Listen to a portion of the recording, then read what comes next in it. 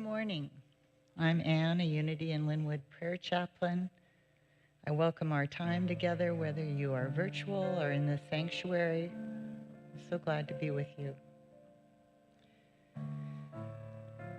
Let us gently close our eyes if that's comfortable and open our being to the tranquility of heading into and breathing with the silence.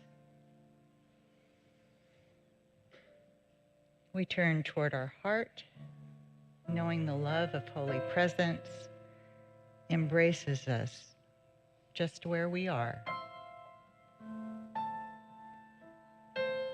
We breathe in with peace and ease, and we breathe out with peace and ease. We call on the power of love to be our guide to peace and serenity. Please take this denial and affirmation with you into the silence if it resonates. I boldly turn my attention away from doubt. Instead, I turn towards the power of faith and trust, which leads the way to my highest good.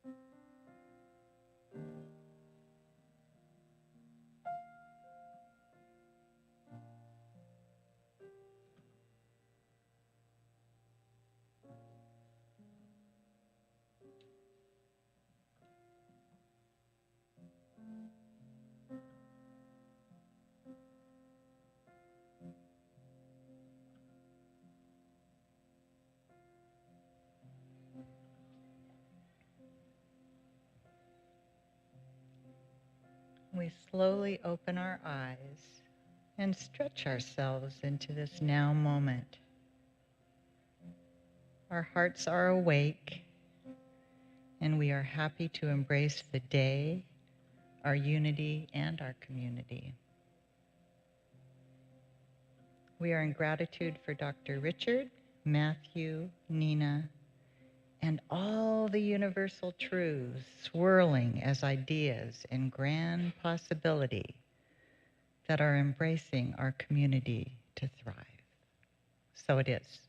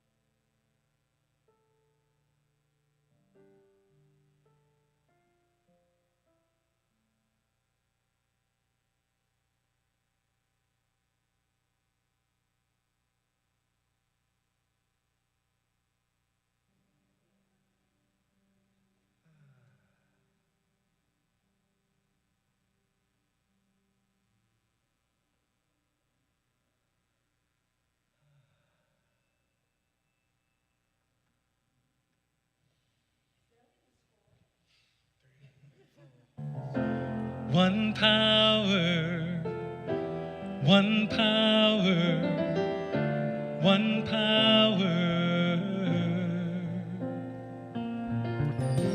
one power, one power, one power. There's one power, invisible, yet we see it everywhere in everything. One power, indescribable, yet we speak of it in every word we say. Mysterious until you know the truth. As simple as the love inside of you. Call it God, call it Spirit, call it Jesus, call it Lord, call it Buddha, Baha'u'llah, Hashem, or Heaven's door. It's Muhammad, it's your mind, it's your soul, or it's your sign. It's the universe, it's music, Mother Earth, or Father Time. But whatever name you give it, it's all one power, can't you see? Whatever name you give it, it's the very air we breathe. Oh, it's the power of the love in you and me. One power, one power, one power. It's one power, one power, one power.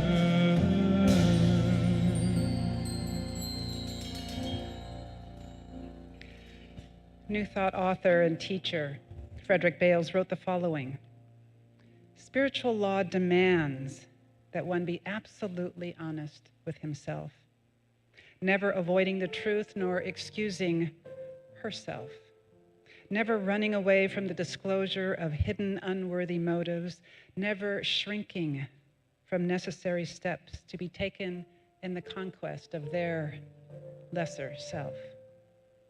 The rewards of integrated living are worth the effort, but it demands a whole life, a complete change of attitudes. And this quote also reminds me of Myrtle Fillmore. When she wasn't getting the results that she believed she could have, she didn't shrink away.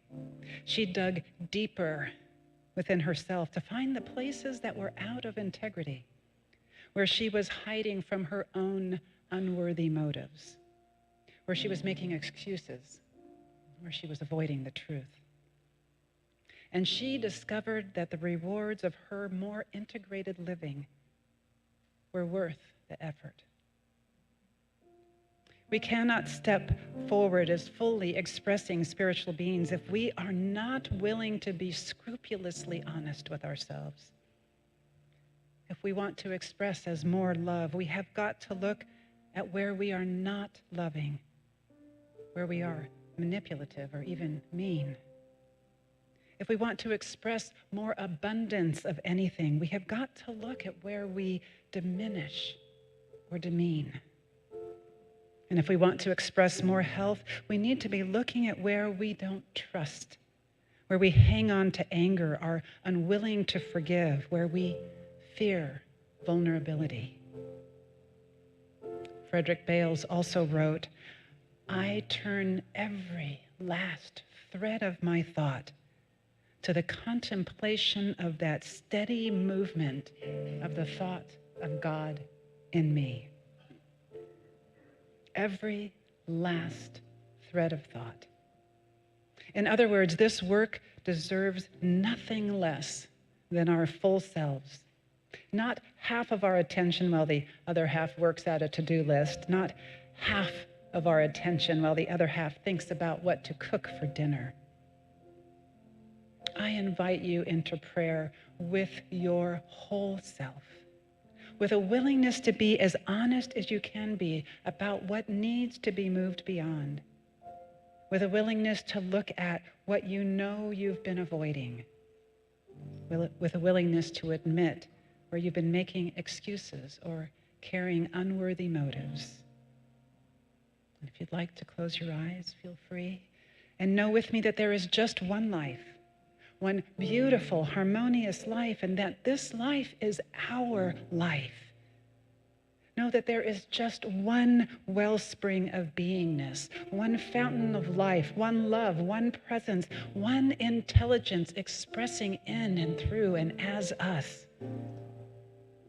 Will you turn every last thread of your thought to the contemplation of that steady movement of the thought of God in you? Will you be willing to set yourself and thus our world free of anything less than boundless love, of anything less than glorious life, of anything less than abundant peace, of anything less than the freedom to fully savor and enjoy this amazing adventure we call life in all its glory? Will you be willing to bask in our oneness and from that place allow a powerful gratitude to rise and allow that gratitude to wash away any last vestiges of anything that would speak to you of less than? Then let it be so. And so it is. It's the moment of creation. It's an everlasting peace. It's the freedom of forgiveness. It's the sweetness of release. It's the joy of inspiration. It's the sunlight on your face. It's the birthright of all nations. It's the boundlessness of space. It's the beauty of the baby, the serenity of sleep. It's the anger we abandon for its love that's most deep. It's one power. Oh, it's one power. It's the power of the love that lives in you and me. It's the power of the love in you and me. One power, one power, one power, one power, one power, one power.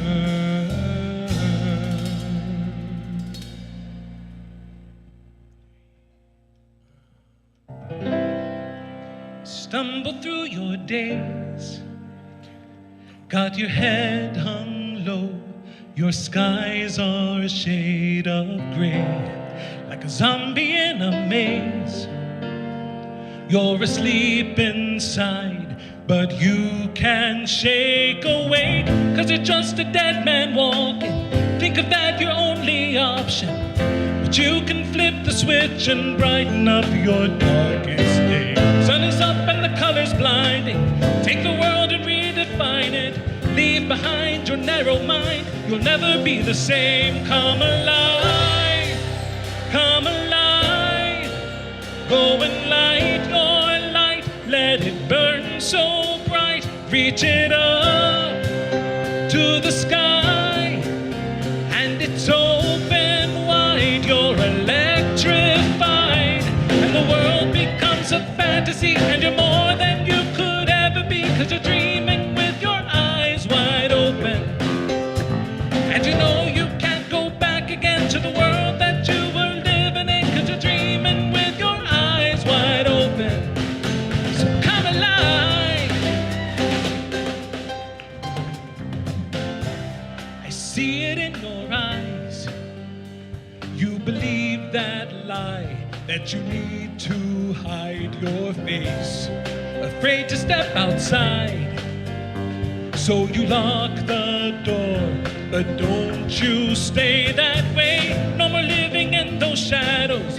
You and me, we know how that goes. 'Cause once you see it, oh, you'll never, never be the same. We'll be the light that's shining. Bottle up and keep on trying. You can there's more to you. You cannot be afraid. Come alive, come alive. Go and ride your light, let it burn so bright. Reach it up to the sky, and it's open wide. You're electrified, and the world becomes a fantasy, and you're more than you could ever be, 'cause you're dreaming with your eyes wide open. And we know we can't go back again to the world that you were living in, 'cause you're dreaming with your eyes wide open.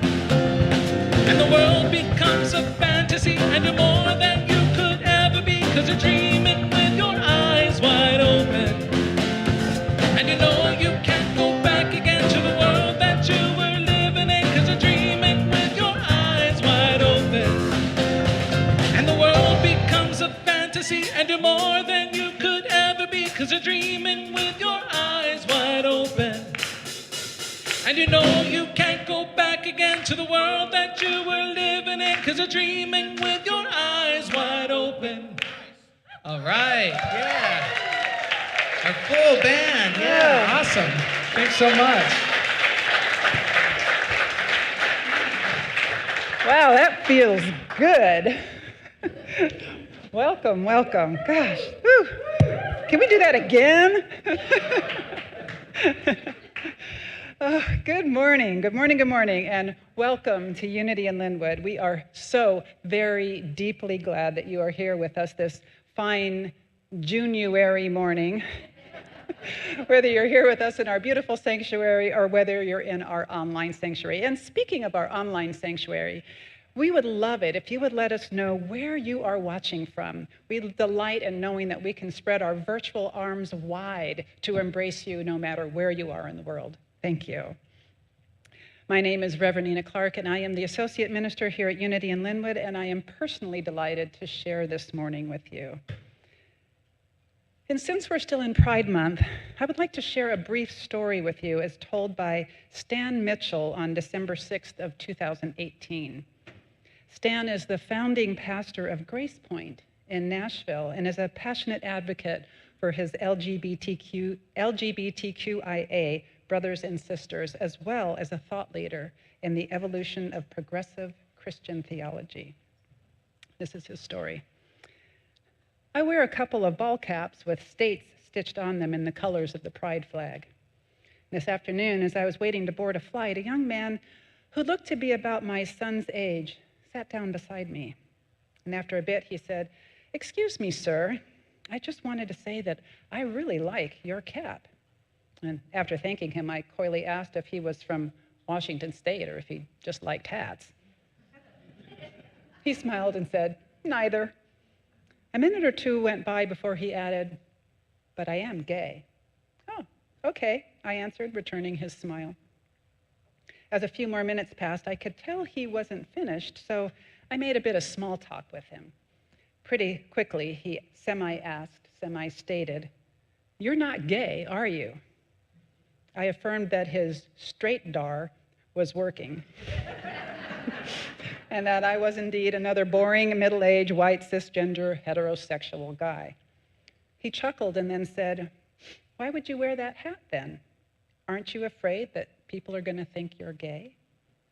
And I replied that it was a good question, but honestly, the thought had never crossed my mind, and if it had, it would have done so without a concern or a worry or a fear. He seemed to struggle with this, to believe me, and so I told him a bit about my life.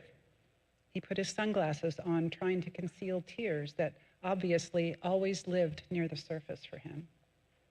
He opened up and told me about his life, the bullying, the teasing, the parental familial rejection, the church trauma, the self-loathing, the depression, the suicidal ideation, the near-miss attempt, the hiding, the dark sadness of the closet, all the things. We both cried. As the boarding call was made the final time, I gave him my contact information and he gave me his. And he asked if I would be willing to speak with his parents, and I told him I would love to. I hugged and told him that it wouldn't always feel this way and that life was going to be good and happy, that today was a turning point, that someone with a capital S had orchestrated this moment, because he was beloved and beautiful and perfect, just as he was. He shook his head, struggling for something to say. "Thank you," he said, "for talking to me and for not being embarrassed for people to think you're gay." And as is so often the case these days, I didn't see that one coming. I like to think that this story represents us being Unity in Lynnwood, that this is how welcoming we are, that this is how accepting we are, that this is how well we see the divine in every living thing, that we are welcoming not only to all people who enter this building, regardless of how they identify their human body, that we are not only a safe place within the confines of these four walls, but that we embody our welcome and carry it everywhere we go. So that we open our arms at the grocery store and at the airport and at the theater and in a restaurant, and that we carry with us the truth that wherever we are, God is. Everywhere we are and everywhere we go. That welcome becomes as natural to us as breathing, so that another soul, another emanation of the one life, could sit down next to any one of us and find welcome, could sit down next to us and be seen as beloved and perfect and beautiful. If you would, turn to a person sitting next to or near you and say, "I see you. Welcome. You are beloved and beautiful and perfect."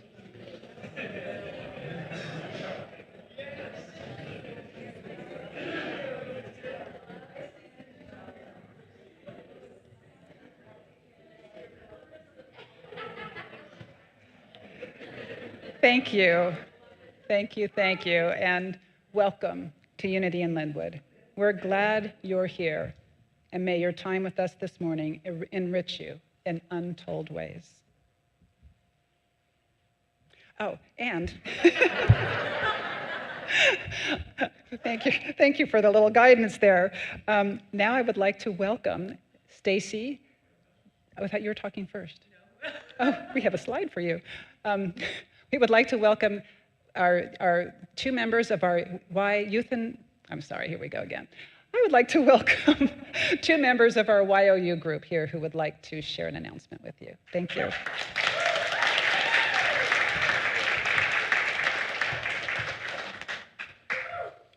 Hi, I'm Ace Lucio. And I'm Zena Madden, and we are with the YOU group here. Last night we did a walk-in, which is pretty much where they lock all the doors and we just spend the night in the church. There's a lot of fun activities that happen at lock-ins, like giant Jenga, to watching movies, to hide and seek in the dark. Yesterday we invited South Sound, the YOU group of South Sound, to come stay with us, and we had a great time.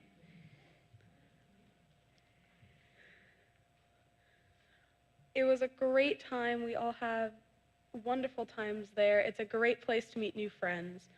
We would also like to wish Happy Father's Day to any fathers, grandfathers, or those in father roles. Today we have hospitality that we will be doing, and we hope that you will come by and say hello. We'll have some snacks there if you would like, or just hang around. All donations from that will go straight to us in funding things like the walk-in or trips for us. Different camps and other events. Thank you. Thank you.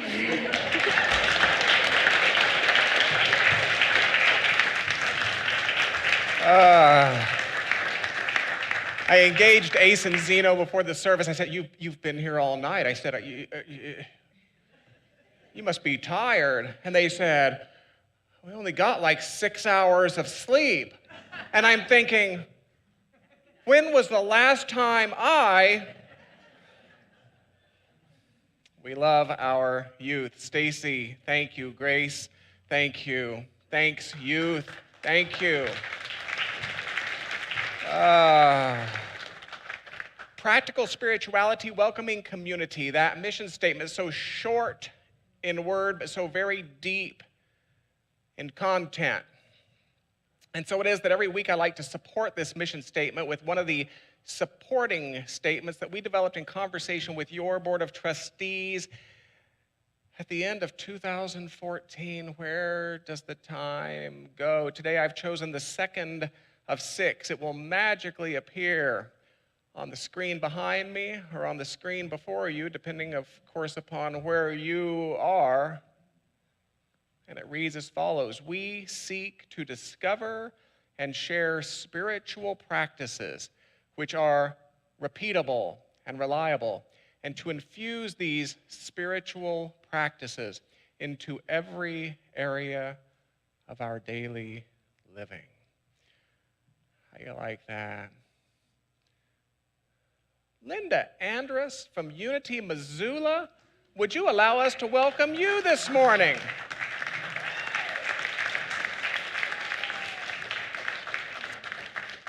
Masks are still tricky. If you are not Linda Andrus from Unity, Missoula, we welcome you anyway.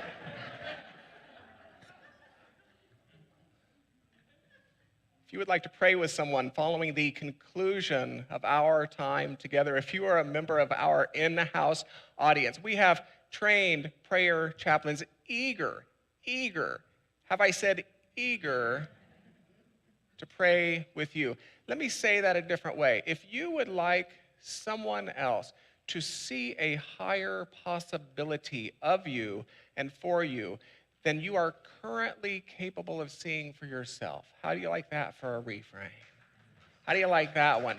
Please engage one of our prayer chaplains. They will now stand and be recognized that you might know to whom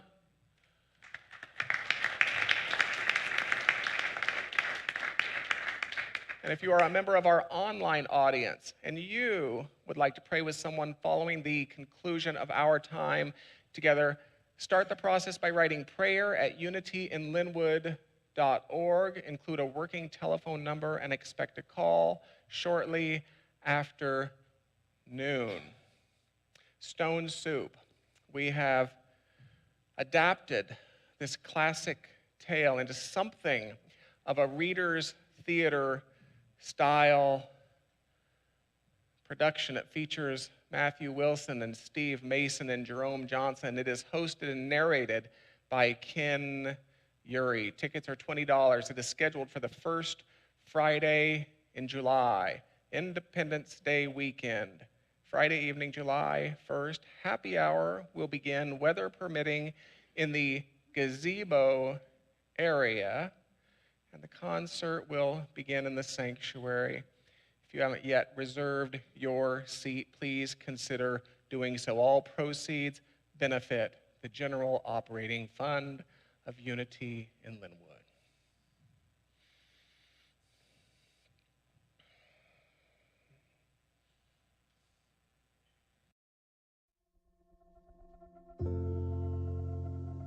Juneteenth, June 19th, 1865.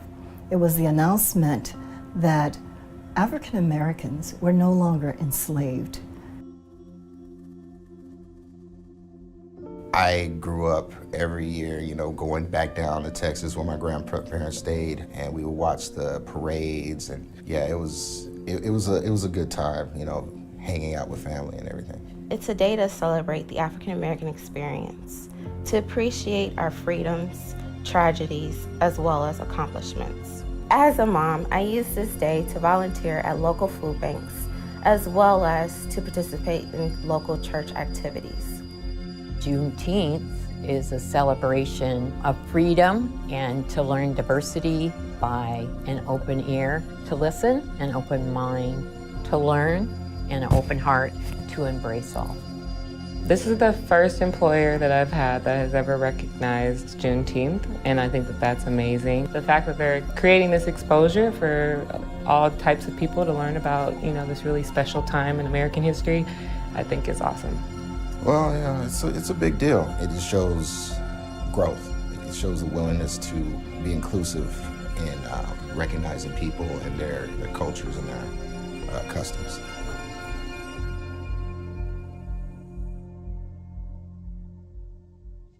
Say Happy Father's Day, and today we say Happy Juneteenth. Happy Juneteenth. If you would like to celebrate this important federal holiday, I have one word for you. Are you ready? Learn. Learn. Spend a few minutes today learning words of invocation. Read as follows. You are welcome to speak them with me. You're welcome to allow them to wash through you silently if you like. Welcome to unity. You see, you get to do it your own way. They read thusly: though imaged and named variously, there is a singular and eternal ground of being from which all life emanates and into which all life retreats. We choose to call this ground of being God. By extension, we come to understand that we are spiritual in nature, human in expression, and limitless in potential. We gather today to remember such truths, to celebrate our unity, and to honor all life. And so it is. I am so happy to see you. I'm so happy to see you.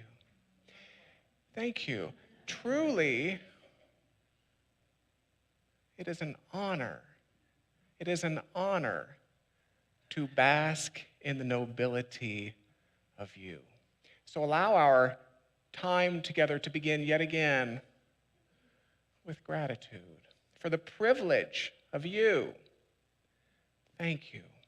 Thank you. You're welcome. You are welcome. You are welcome. Here's how it plays out in ministry. Now, see if you can relate to this. A new minister takes a community in total trust. And total trust is pretty easy for a new minister because having been there, I can quite assure you that sometimes total trust is all you've got. I mean, as a new minister, you don't often have years of leadership decisions, effective and not so effective, to draw from as legalities and technologies and trends and even global pandemics find their way to your doorstep. You don't often have years of human experiences, healthy and not so healthy, to draw from as addictions and dependencies and projections and even psychoses find their way to your doorstep. You don't often have years of spiritual exploration, individually and collectively, to draw from as disappointments and departures, disasters and debates. Let's not forget the seemingly endless need to debate find their way to your doorstep. But over time, those years of leadership decisions are accumulated. Those years of human experiences are gleaned. Those years of spiritual explorations are navigated. And over time, the total trust of that new minister, a total trust in little more than an illogical knowing, a total trust in little more than an undeniable pull, a total trust in little more than an irresistible inspiration, a total trust in little more than a next idea is displaced by a total trust in accumulated experience. Over time, a total trust in something right here and right now is displaced by a total trust in something out there and out then.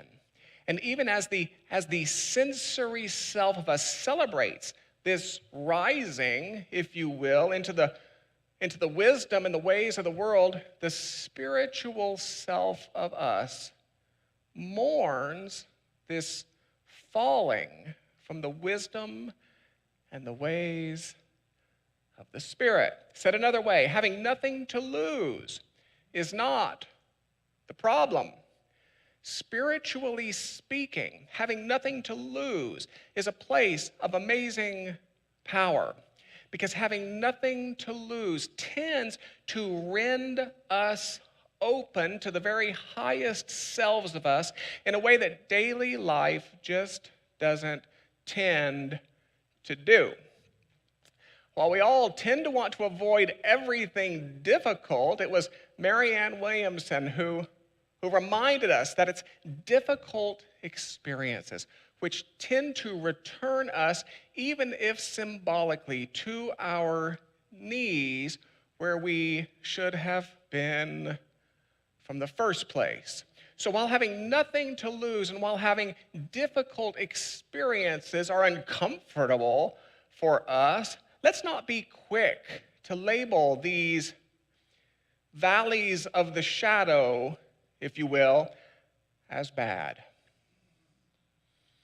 Let us not fling ourselves through those valleys so quickly that we miss the gifts that all valleys would impart.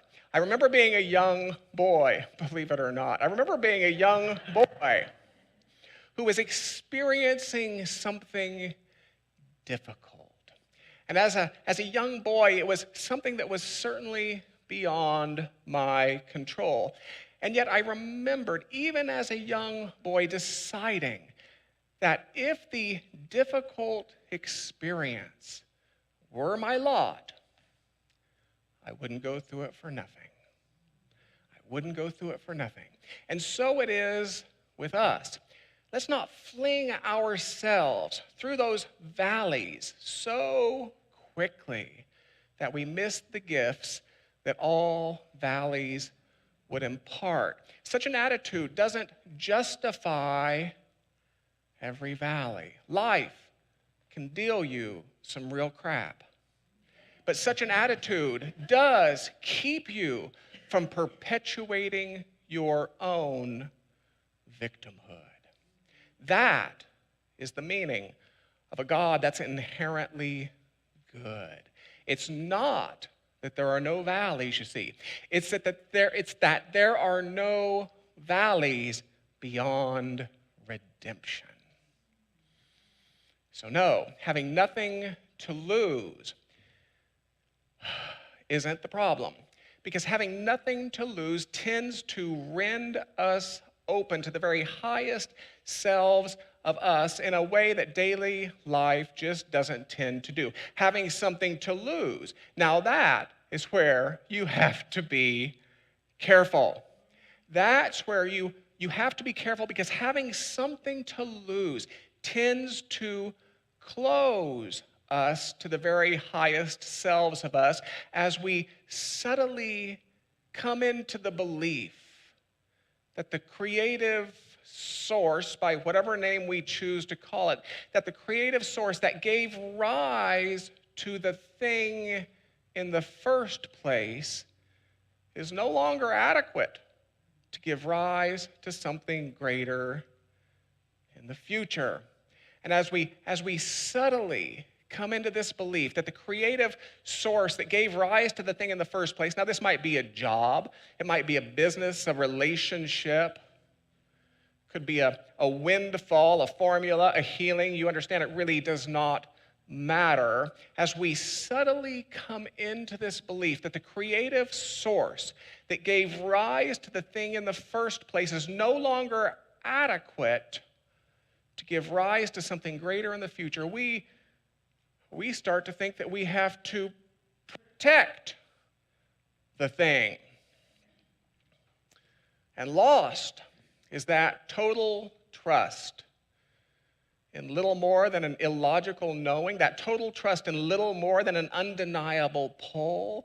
Lost is that total trust in little more than an irresistible inspiration, that total trust in little more than a next idea. Having something to lose is the problem, because again and again and again, our audacity is sacrificed on the altar of our ego. again and again and again. Our divine genius is sacrificed on the altar of our human fear.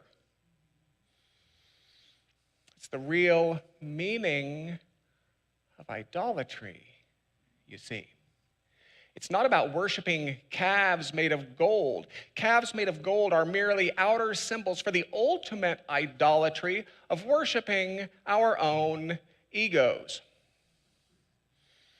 You see, beginners know that they of themselves possess inadequate skill.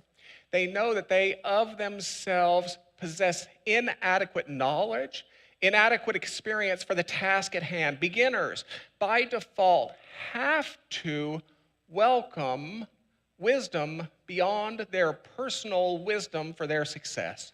And anytime we welcome wisdom beyond our personal wisdom for our success, the wisdom responds.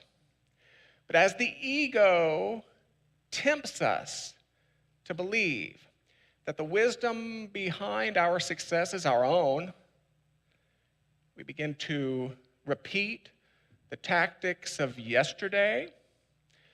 We begin to lower our risks, to guard our successes, ultimately to abandon the very wisdom from which our success was initially born. And we end up symbolically prostrate before the divine, again, where we should have been from the beginning. There is no such thing, then, as beginner's luck. There is only beginner's mind. There is only an understanding that an infinite and unlimited mind sources you in every moment, and a willingness to surrender the ego to this mind in all affairs. Jesus is recorded to have taught that it's more difficult for a rich man to get into heaven than it is for a camel to pass through the eye of a needle. Now, I'd like to start by suggesting just how important it is that we learn to say things such as Jesus is recorded to have taught. Because it places us in right relationship with the biblical collection, and I have to say, in a sense, it places us in right relationship with Jesus. Jesus didn't write books. In the same way, it's so important that we learn to say things such as, God is imagined to have said. God is imagined to have done, because it places us in right relationship with the biblical collection, and in a sense, it places us in right relationship with God itself. God didn't write books either, you see. Just gonna let that sit there for a minute. The biblical collection represents the explorations of two early faith communities, specifically the Jews and the early followers of the way who would later become known as Christians. The biblical collection represents the explorations of two early faith communities recorded over some 1,000 years. So Jesus is recorded as having taught that it's more difficult for a rich man to get into heaven than for a camel to pass through the eye of a needle. And what many people don't realize, they haven't told you this, you see, what many people don't realize is that there was a narrow gate in biblical Jerusalem known as the eye of the needle. So narrow was this gate that camels had to be unloaded in order to pass through it. If you are a student of Christian teachings and you don't yet have a rabbi, get one. Find one, please. I think it's the same with us. Rather than being a narrow teaching about money, I think this suggests that if you want to pass through the gate from current consciousness into higher consciousness, you're going to have to dump some stuff. You're going to have to unload your camel. It's a true story. After living in Manchester, she married a man in Portugal who would become the father of her daughter through a marriage. It dissolved as quickly as it started. And through her single parenthood, and through her inability to get a job, through her enrollment into the welfare system, through her battles with depression, this would-be writer's life continued to spiral into, well, discomfort, shall we say. She's quoted, "I had to fight my realistic side."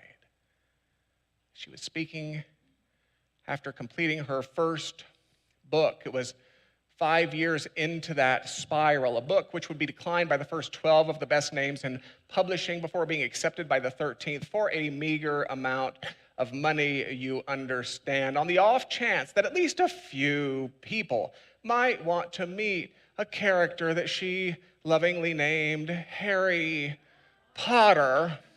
Now, I think it is a fair question. Why didn't Rowling give rise to Harry Potter before her spiral into discomfort? I think it's because having nothing to lose opened her to the very highest self of her in a way that daily life just hadn't done. Now, I do not need to glorify difficult times. I don't think we have to hit bottom before we turn around. I don't think we have to forget before we start to remember. But for some, it seems to be what is required. So look, what we know is that from the earliest of cave etchings, the human creature has imagined ultimate reality, if you will, in its own image. The early hunters imagined gods of stamina. The early farmers imagined gods of weather. The early pagans imagined gods of fertility. The early states imagined gods of might, and so forth. And this is to be expected, really, because the human is, as some would say, hardwired to project self. And yet, in our awareness that the human is hardwired to project self, we're finally positioned to free ultimate reality from our smallness. We can finally, in a sense, free God, if you will, from finite matters such as stamina, weather, fertility, might, football. How many in here have a God with a favorite football team? Don't lie to me.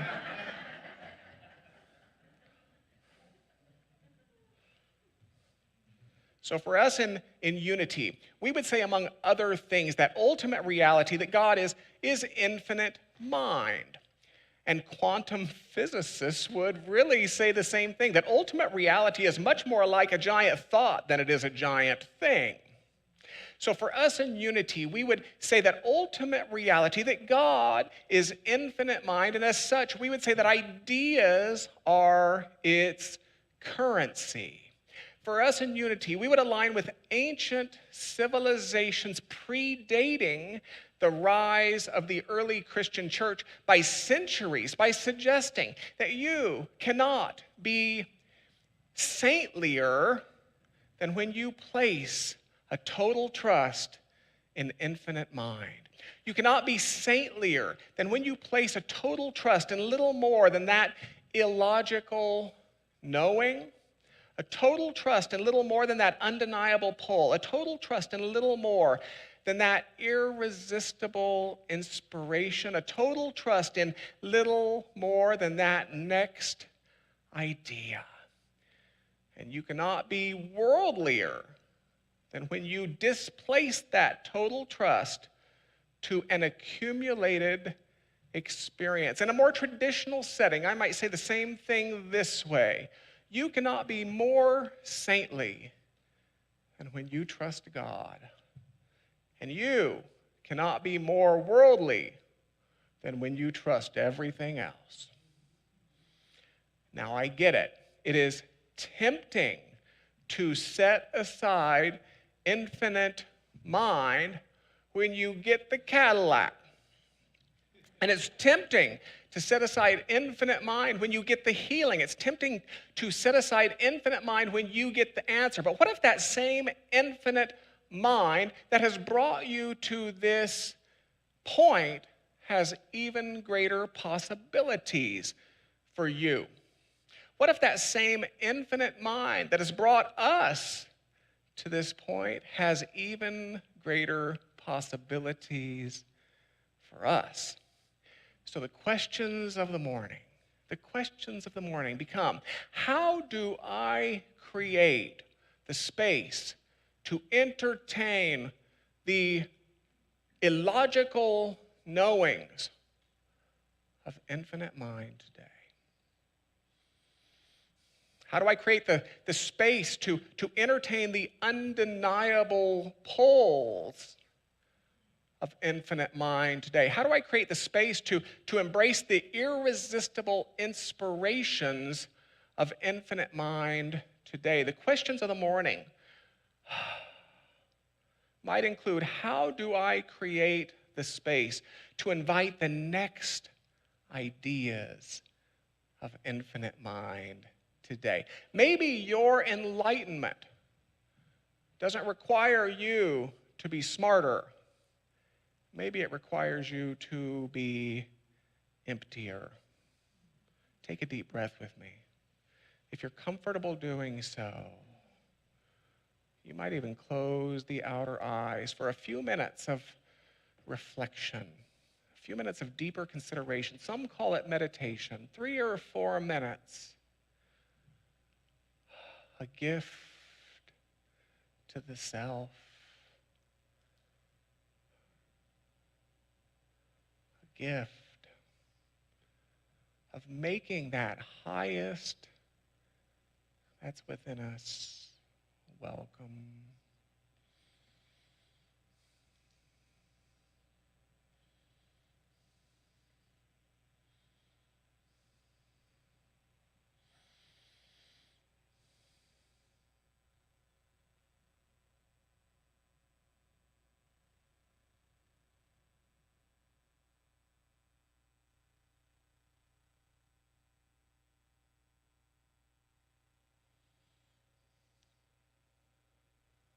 Create a space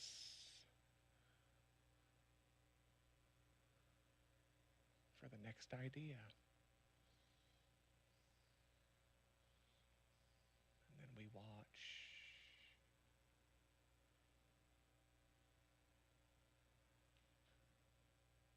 In this moment, we create a space for irresistible inspiration. And then I watch.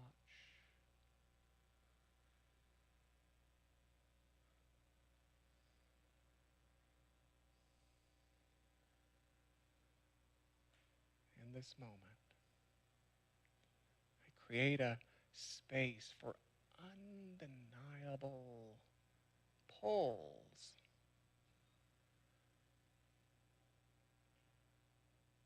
And I watch.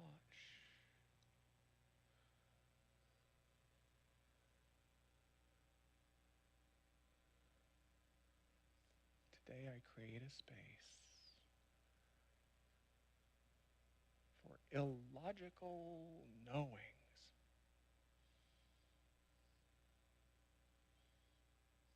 And then I watch.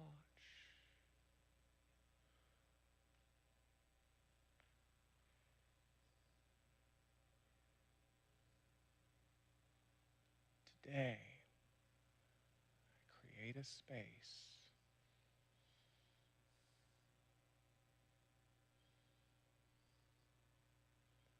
for the evolutionary thought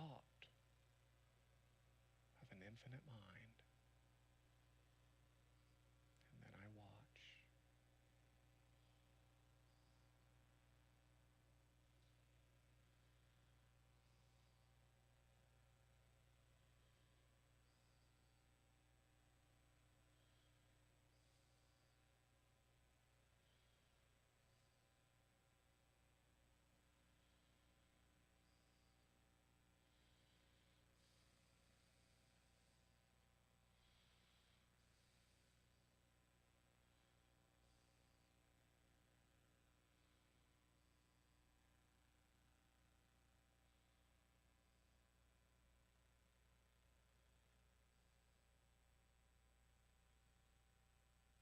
It is.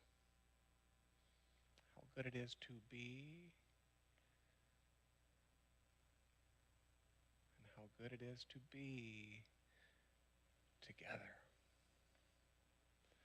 So as you begin to reopen those sensory eyes of yours, allow them to reflect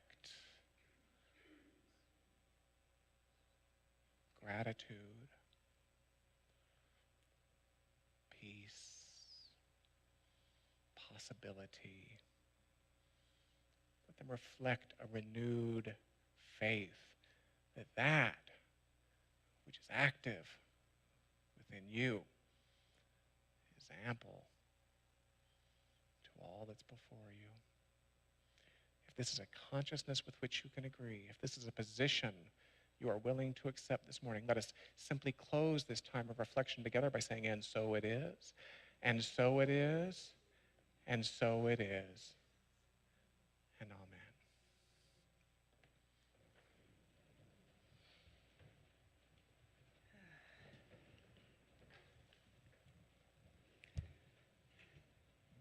You know that word do-overs? I just want to start from the beginning and do it all again. Thank you, Dr. Richard.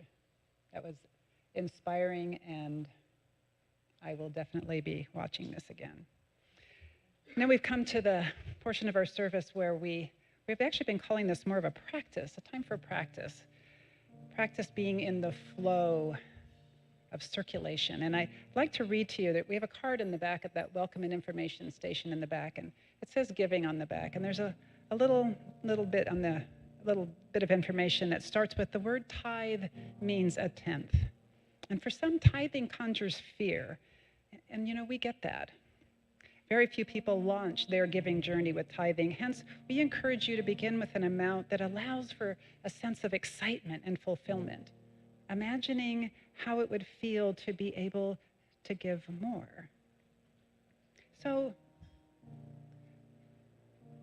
we understand our giving as a practice, and we understand our giving as energy.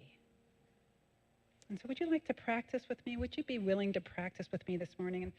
And hold whatever you're currently sharing, not just here at Unity in Lynnwood, but everything that you're sharing everywhere in the world. Your electric bills, donations, groceries, car payments, and find a place of feeling in the flow, where it feels good, where you feel blessed to be able to give in that way to all the places that you give, to be in that flow of circulation. Allow the joy to bubble up inside of you. Gosh, it feels so good to be able to share my abundance in all the ways that I can. And then from this place of joy, imagine what it would be like to be able to share a little more. Maybe 5% more, maybe 10% more. No need for stress, but whatever, just imagine, and then allow yourself this morning to lean into that, And allow excitement and joy and gratitude to bubble up inside of you.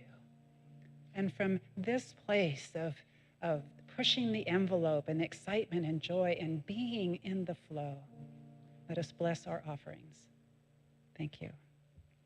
So I'm not a public speaker, but I'm going to go ahead and attempt this. I wish I could just sing it.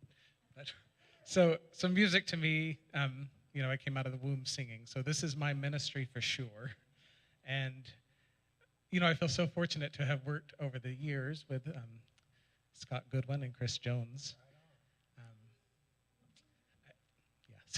They're amazingly loyal, some of the best musicians I've ever worked with, and I've worked with a lot. And so my announcement is that we are going to send them on a summer break, I'm calling it, and it's only temporary. I'm seeing this, I'm holding this as only temporary until our finances come back to where we can pay them every Sunday. So here it is. This is not easy for me, but I wanted to give my heart thanks to both of them. So only temporary. If you want to show them some love after service, I know they will be uncomfortable and they'll love every minute. So come give them some love. If you'll join me, we'll sing Blessed Always. Blessed always, blessed always, for the arms of God surround us. Let our joy be so triumphant that we rest in God and say amen. Blessed always, blessed always, for the arms of God surround us.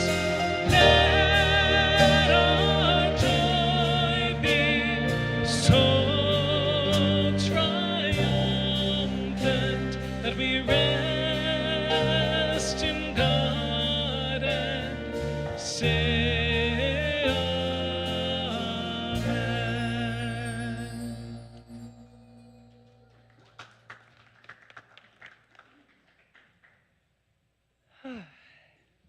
This is kind of an emotional Sunday.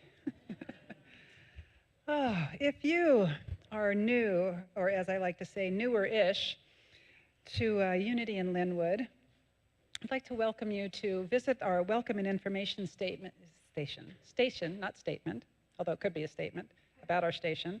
I invite you to go back there. There's lots of information about the variety of activities, a little more information about Unity in Lynnwood. I just invite you to go back there and explore. And if you haven't had a chance to yet, I invite you into our gift shop that we call Soul Things. And waiting for you there, if you're new or newerish, is a free copy of the Daily Word. And if you're not familiar with this, it's a small booklet that gives basically a daily inspiration. And we start you off with a free copy, and then you can buy ones that are targeted every 2 months they come out, if you'd like to continue. But we'll give you something to take home and a beautiful way to start your day if you'd like. And then we have a variety of cards in the seat back in front of you. Please feel free to sort through those and take a look. We do have a newcomer's information card, which you're welcome to fill out, and that will put you on our email list, and we do only about 1 or 2 emails a month, so it's not like your inbox is going to be overflowing. So thank you. And we do have things going on here at Unity in Lynnwood, and we invite you to visit our calendar page at unityinlynnwood.org, and right across the top you'll see several different links, and one of them says calendar, and if you just click on that, then you can see all of the different offerings that we have going on over time. And we'd like to just highlight a few of those for you today. We have a Good Grief workshop going on where you're welcome to join facilitators Barbara Thorpe, who's a licensed Unity teacher, Marge Hampton, and Nancy Parle. In these 90-minute confidential gatherings, people discuss the many faces of grief and explore processes for moving through it and allowing healing to occur. And I just like to say that as we're coming out of a pandemic, a lot of us are in grief and don't know it. You know, and we might be experiencing it as anger or just kind of feeling off or whatever. And these confidential groups are a great way for you to just chat with other people and maybe discover what might be going on internally that you might be able to set yourself free from or find some peace with or work your way through. So just a little plug there. And then on Friday, June 24th at 1 p.m., the third act, which is a small group for those of you who are 60 or greater, invites you to bring your own lunch and join them here in our Friendship Hall to just reconnect, enjoy some fellowship, have conversation about what it's like to be over 60. And we also have on Saturday, June 25th, Summer Bunko or Bingo Potluck. And start the summer off right with an afternoon of fun and food with Unity in Lynnwood friends. Play bunco or bingo and bring your favorite potluck dish to share. Promise a good time there. Thank you, and we hope to see you at one of our events. And remember that everyone is welcome to everything that we do here. So thank you.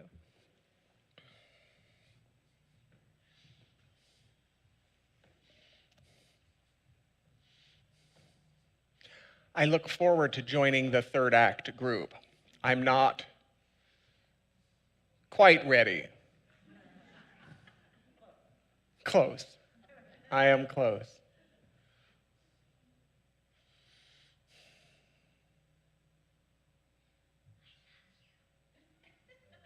I love you. I speak words of community. I speak words of welcome. I speak words of inclusion. It's you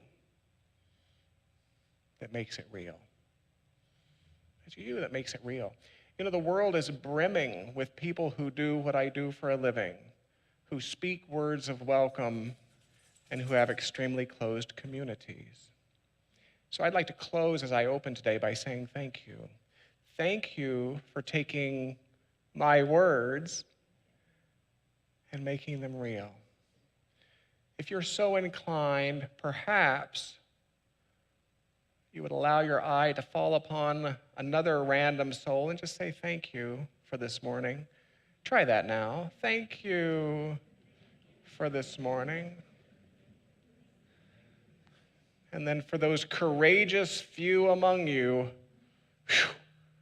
to allow your eye to fall upon someone you don't know and to say thank you for this morning. Thank you for this morning. Thank you for this morning. Thank you for this morning. We close as we opened with what we call prayer. Now, you may call it whatever you like, and let me be crystal clear. I actually encourage you to find a word that works for you. I would say the same thing about God. Find a word. If you are not well practiced in finding synonyms for the word God, try it this week, please. So I will call it prayer. It matters not what you call it. Find a word that works for you. One of my favorite is elevation. Join me for a time of elevation, won't you?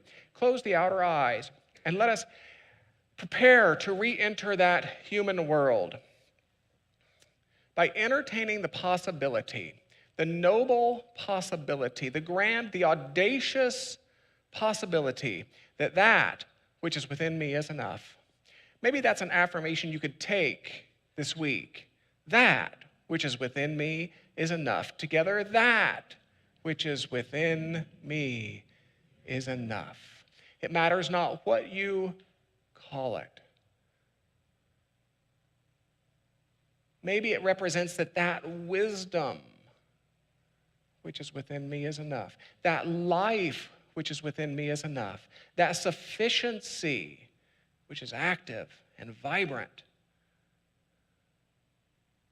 within me is enough. That which is within me is enough.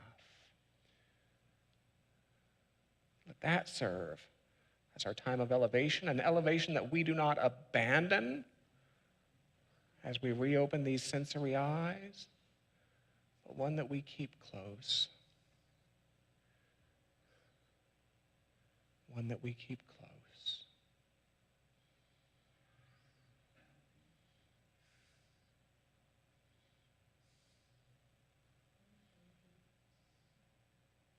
And let's close our time together as we always do with sung words of blessing, with sung words of farewell.